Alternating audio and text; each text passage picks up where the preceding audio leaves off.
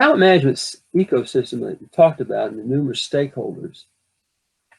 But for talent management, we have to consider this as a real business agenda. So what I've listed here are the stakeholders and roles they play.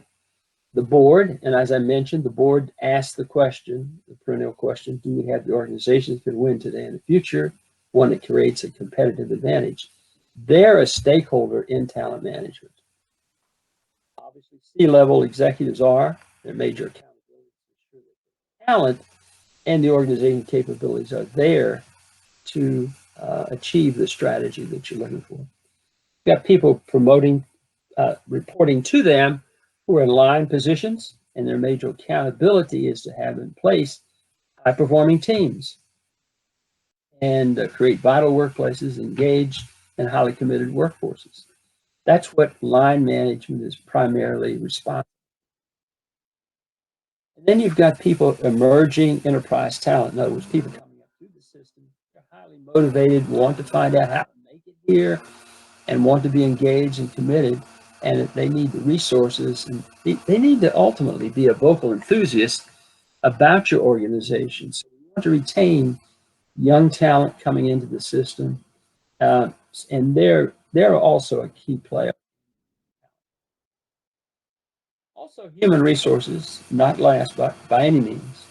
There's two parts of human resources. The foundational part, compensation, benefits, and all that, and that's absolutely vital. If you don't think it's vital, have somebody miss a paycheck, you'll hear about it very quickly. So they're taking care of a lot of the administrative actions that undergird an organization. But the strategic side of the organization is where talent management rests primarily. They want to be seen as key players, highly credible, and their job one is to produce a robust pipeline of talent to create a competitive advantage. And job two is to provide valid, at the same level of finance. So you've got all these people, but I really believe that C-level and human resources are the primary. And if you had to think about who the primary stakeholder that the system needs to be designed for as a starting point, I underscore the word starting point, it's the executive level. You start there, and everything cascades down and permeates the system. You start it and it just meets human resources needs, it may or may not go anyplace. So that's something really to be